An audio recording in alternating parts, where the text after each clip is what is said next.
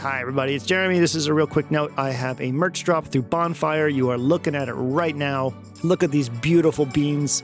Very comfortable sweatshirts, hoodies, pullovers, t-shirts, all different sizes. There are two versions of the design. You can see we've got the monochromatic design and we've got the full color design. The hands say RMR for Red Beans Recording in Sign Language, and there are some patch cables in the middle there. Pretty damn cool. Someone in my Discord designed it and I am so proud of the design. Thank you, Discord friend. You're so good.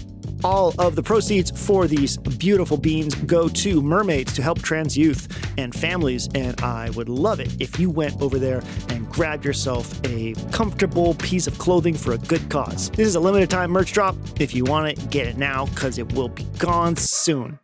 That was a dog. That's another dog. Okay, love you. Get it, link in description. Bye-bye. Hello everybody, it's me, Jeremy, and this is Red Beans Recording. Today, we are looking at the 1010 BlueBox Eurorack mixer and multi-track recorder. This little puppy I saw at KnobCon and I was very impressed because I thought it could replace a lot of gear in my setup, and I was like, would you let me do a video review of it? And he was like, yeah, as soon as we get stock. And now they have stock, it's out in the world, and we're gonna do a walkthrough and review of it now that it's existing. So we're gonna do a patch with it, and I'm gonna walk you through how I use it and talk about its features and talk about what I like and what I don't like. Spoiler, it's almost all likes. So that's great. Let's get this baby turned on. Power! It's over 9,000! Boink. So why was I excited about this to the point where I wanted to do a video on it? Well, it has 12 inputs and it can record those as mono or stereo, meaning that you can have up to 12 tracks recording in it, or 6 stereo pairs or any combination thereof. And that's really, really powerful. The way that I was doing stuff before was by busing all of this stuff over to 2 Steady State Fate Vortices mixers. Now, these mixers are actually really, really great. Along the top, they have 3 stereo pairs, and along the bottom, they have 4 channels that are ostensibly mono, but 2 of them can be panned hard left and right, which creates a stereo pair down there. So each mixer can have 4 stereo signals in it. On the top of the mixer, there's a mix out, but there's also a stereo bus out and a mono bus out, meaning that you get 2 stereo pairs stemmed out from each. So I can sum together 3 stereo signals, have those go out to the mixer, and then another stereo signal from the bottom and have that go out to the mixer.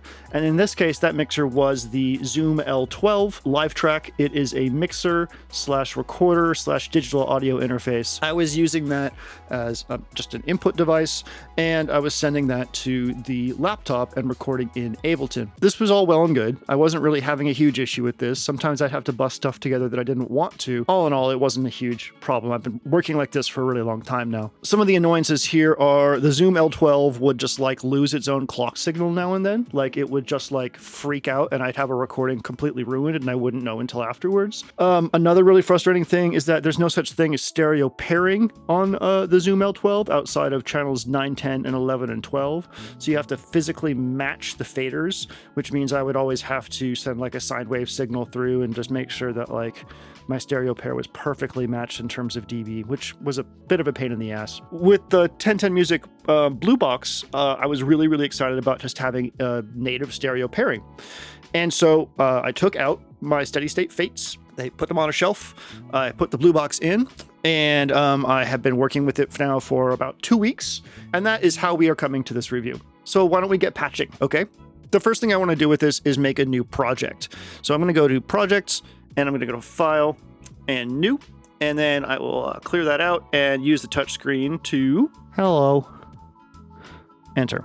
Okay, cool. Now I can go into the rest of the interface and take a peek. 2 mixer pages here, a track page, a main page, an EQ page, an effects page, 2 of them, 1 for the, 3 of them actually, 1 for the delay, 1 for the reverb, an edit page, which is cool, our project page, and our tools page. Now, you also have a B thing for a lot of these. So you'll see that if I hit this and go to the B function, hit the B button, In some cases, we will have some extra things. So this is really important because some of these are intrinsic, like for instance, the tempo, having a metronome on and off, or going into track and hitting this and deciding how you want to pair or unpair your tracks. And I'll show you more about that as we go forward, but I just want to show you that that's there now. So the first thing I'm going to want to do is go to Project, hit the B, and decide on my BPM.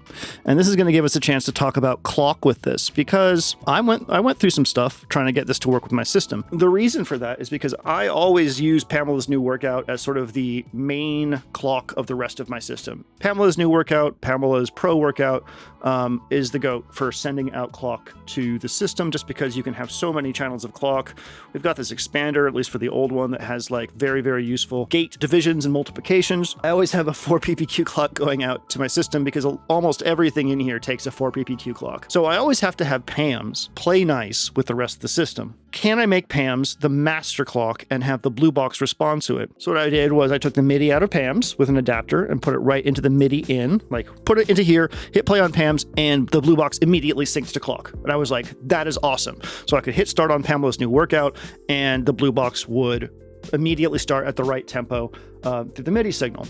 And so I started working that way for a bit. And then I realized that, oh, if I'm recording on the BlueBox and I hit stop on PAMs, then I stop the recording at the exact same time my rack stops, and any tails like reverb tails or any sort of released characteristics from anything are immediately cut off because the recording stops too. That doesn't work. So I'm like, okay, how can I fix this problem? So this is what I came up with. Coming out of the BlueBox is a TRS cable, a mini TRS cable. It's going into the MIDI from ALM, and that is converting the MIDI signal here into a times 24 PPQ clock, amongst other things. I'm only using the clock out. Times 24 PPQ is the clock tempo that PAMS likes to look at. It's not really a tempo, it's just a resolution. It's the clock resolution that PAMS likes to work at. It's a very fast clock, and it's the default PPQ clock for MIDI. So the more you know. So that is going into PAMS, or at least it was, but I ran into the same problem. While I could stop and start, and I'll show you right now, boop, see, immediate stop start. Isn't that nice? Well, I could do that.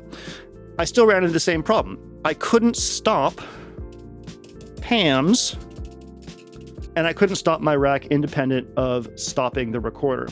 So I came up with a really hacky solution. I happen to have a WMD select here. This is a selector between two inputs, between an A and a B, that go out to, one out. So you can select between two different signals going to one destination. I was like, I can just put the clock signal into A, and then when I want to stop my rack, switch it over to B.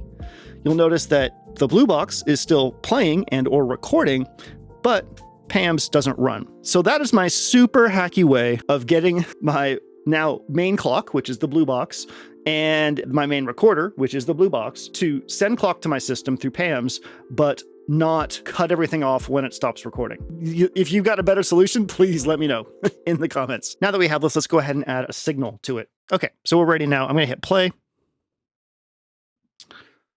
Great. So you're probably saying, well, why don't I hear anything? We are using the headphone out right now. If I was using the outs 1 and 2, we would hear something. But in order to get the headphones to work properly in the way that you might expect, we're going to have to go into, I believe, main and hit the B button. And where it says phone source Q, switch that to main. And now we're hearing what the main output hears.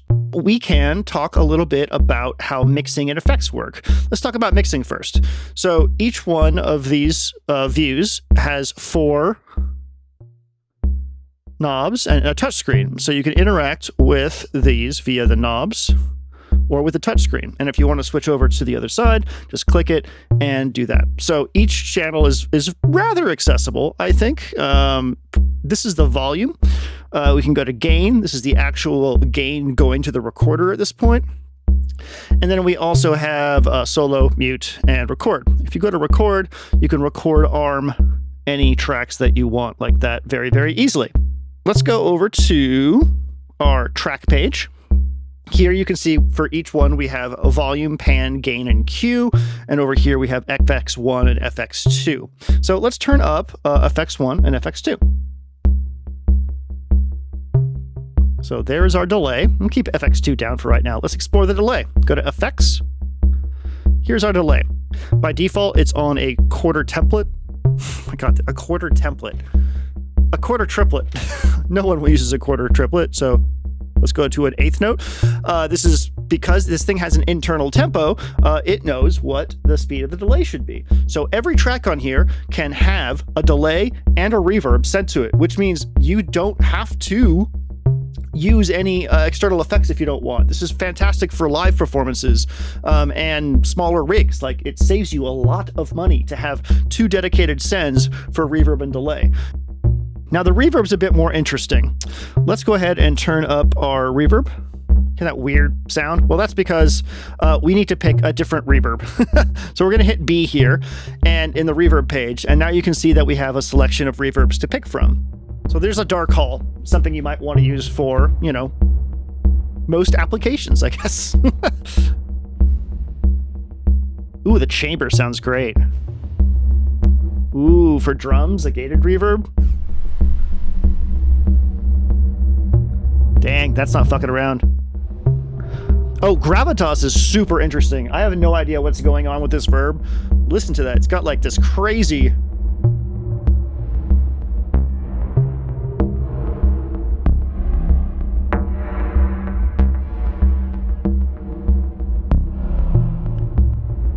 Like, what the hell? That's so cool.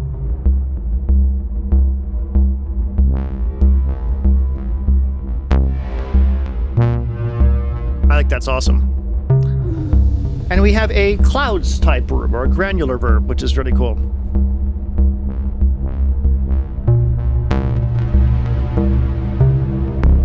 Now, if we go back here, you'll see that we do have some controls for the reverb. So, the time, the level,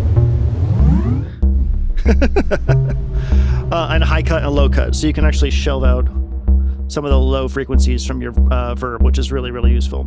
Let's go back to Dark Hall.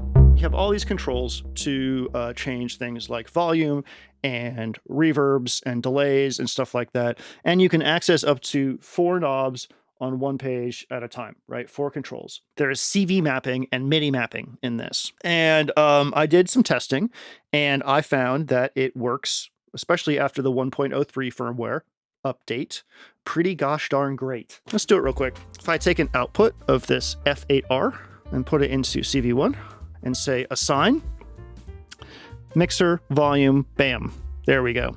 So back to project B, turn off assign. There we go. Okay, so now this slider on the F8R controls the volume of that channel. I had all of these assigned because there's 8 channels here on the F8R. I had 6 of them assigned to each one of my stereo pair channels, and it worked great. I had it right here where the Hermod Plus is, and it was like my volume bank, my fader bank for my thing, because you want control over all of the channels. If you're doing a performance, you want to be able to bring channels in and out. Then I got to thinking, well, I have some other MIDI things sitting around. Why didn't I try some of those out? And I did. I used the Launchpad Pro. I made a custom mapping with 8 vertical faders and plugged that in. It worked perfectly. I just plugged it into the USB-C input here, and it was great. It just did the thing. And I was very happy about that. I also tested the Fader Fox PC4. I have had this sitting around now for a while, and it works great. I'll show you. Hold on, let me grab my cable. This is a USB B to C cable. What I can do is plug the dev side in here, plug this into here, and now this is on. It is powered. It is ready to go. I will go to Project B, MIDI map, learn, and when you've done that, you'll see that little M with the circle there. Go to mixer, touch 1, turn a knob, touch 2, turn the second knob, touch 3, turn the third knob, 4. I think you get the picture here. And now you'll notice I have, look at that, it's so cool. I think it is so cool. Now with the PCR, I think this is what I'm actually going to end up using here, because I can not only control the volume banks, but because I have 2 more banks of faders here, I can also control things like the effects send amounts. I could even control the effects themselves. When you have a small knobby thing here, the sky is your oyster. I think is how the saying goes. So this will live here probably on my rack from now on, because I do plan on integrating the BlueBox into this rack going forward. Let's make this sequence a bit more interesting, shall we?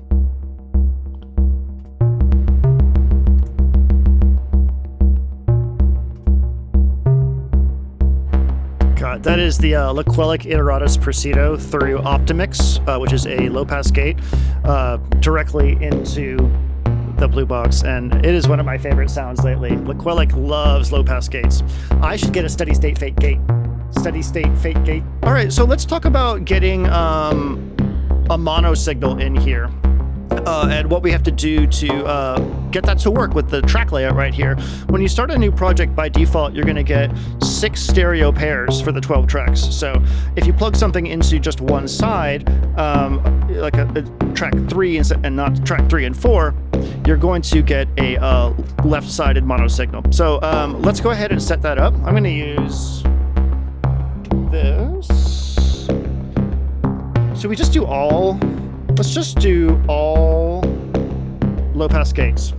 All right, let's get this plugged into 3. Now, you're going to hear this coming out of only one side, and that's because, again, it thinks that this is a stereo pair. So what I'm going to do is go into Track, and I'm going to hit the B button, and now you'll see our track assignment section. So I'm going to hit 2, and I'm going to turn off 4. So now it's only listening to track 3, and it's like, hi, I'm a mono track. Isn't that fantastic? So we can use our effects now on this mono track and have a wonderful time. Let's go ahead and make this a bit more interesting. Yeah.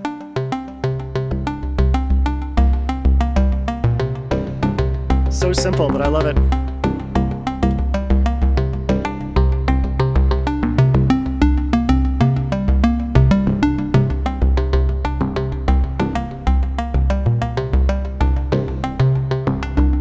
Why don't you say we add some drums?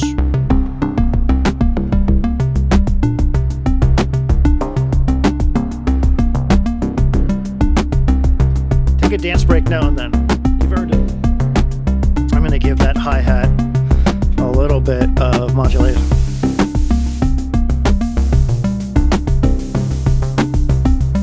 All right, I'm going to get one more thing in here.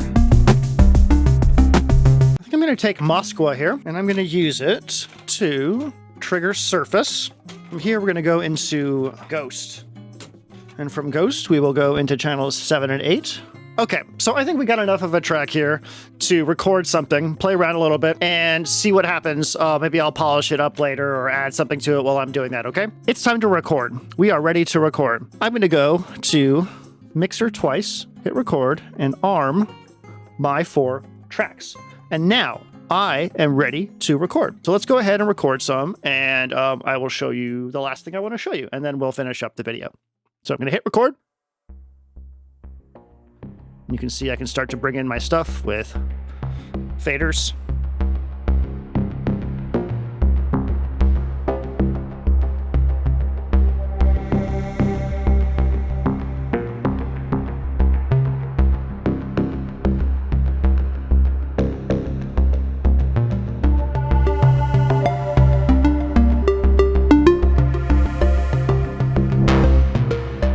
Sea Legs is so fucking cool. The drive on Sea Legs is awesome.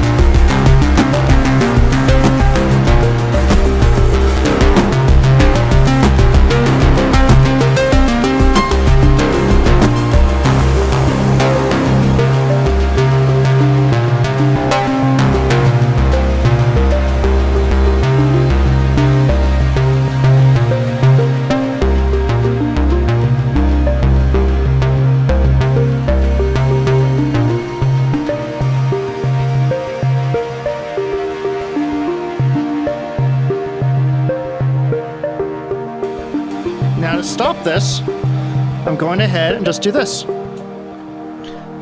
Stop the clock to Pam's. That stops the whole rack. You can hear my tails, our wonderful, glorious tails, are still there, which is important. Probably kill that a little bit there. And when my tail is finally done, was done there, I can hit stop, and we are stopped. Okay, cool. So we just recorded our thing. If I go to my mixer and turn off record and hit play, we will hear what we just played. And you'll notice on the screen that we have bars and beats and time over here. Now, this is super, super useful for a couple different reasons. Edit, and I'm going to go from play from, and I'm going to change this to wherever the end of that was. Be nice if it actually showed you this while you were scrolling, wouldn't it? Okay, there. So now I'm at the end of the track. I could do another take. You can also do what's called a punch in. And what that is you set up a region that you want to record over. You want to punch a recording into. And when that's enabled and you hit that region, it will record and then stop recording when you hit the out. It can be good for like solos. It could be good for fixing mistakes that you've made. There's a number of uses for it.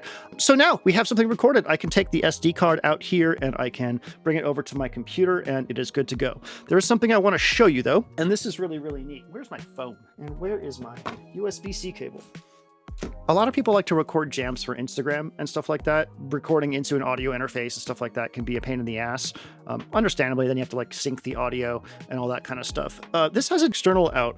And if I take this USB-C cable and plug it in here, and then I come over here and I plug it into my phone is going to tell me that it has discovered a wired microphone. And I'm going to go in and change that to my wired mic. And now when I hit record on this here and then hit play, I will be recording what is coming out of the BlueBox into the phone. So instant jam, like studio quality jam sound with your phone recording, which is quite frankly awesome. Hi, how's it going? How are you? Hi. So let's get to the final stage of this video. What do I like about the BlueBox? I think that it is an astounding piece of technology to have in your rack for recording. I think it solves a lot of the issues of stemming. If you want to stem your Eurorack recordings, I think that it is working great. There was a couple firmware bugs that they have squashed. They are pretty active in the forum. So if you have one of these and you run into a bug, please do report it. They will jump on it and fix it. So far, it has worked exactly like I would hope it to. I haven't run into any like gotchas or like things where I'm like, that's not really what I expected to do. Here's my complaints. I really wish that the inputs and the outputs were on two different sides of the device. If I have this over on the left side of my rack and I'm patching this way, then all the cables are going to go over the screen. If I have it on my right side of the rack, which I do right now, then my outputs are facing into the rack. So it's like, it gets messy either way. I find the right side of the rack to be the best place, but I would rather see the outputs over here and put the MIDI over here or something like that. I don't know. Second complaint. I really wish that these outs weren't the mini TRS jacks. I understand space and time, but I much prefer robust TRS connectors for my outputs. And so I'm actually going to build a passive 1/8 inch to 1/4 inch module, and I'm going to put that below it here and have a more robust out, especially for my headphone. You know, like I just like to clunk a 1/4 inch headphone jack into something. So that's a small complaint as well. Some people have had a little bit of power issues with it, but I think that it is taken care of now for the most part. It does consume a fair amount of power. It actually takes 2 power cables, which is a first. I've never seen that before. But do check power requirements before you splurge on one of these. Would I recommend it? Absolutely. Hell yes. Barring any unforeseen bugs that I have no control over that I haven't mentioned here, I think that this is an amazing thing to have in your rack, and I'm going to be using it for every patch that you see in this. Yeah, that's my take. I think it's great. All right, well, I guess that's the end of the video. This will be going out during the merch period. So I have a merch drop through Bonfire. It's a new design, and all proceeds go to help trans youth and their families. I would really love it if people showed support and went and grabbed 1 or 2 or 5. I mean, how many cats do you have? You can get 1 for each cat. Other than that, yeah, hope y'all are well. My name is Jeremy. This is Red Means Recording, and I'll see you in the next video. Bye-bye.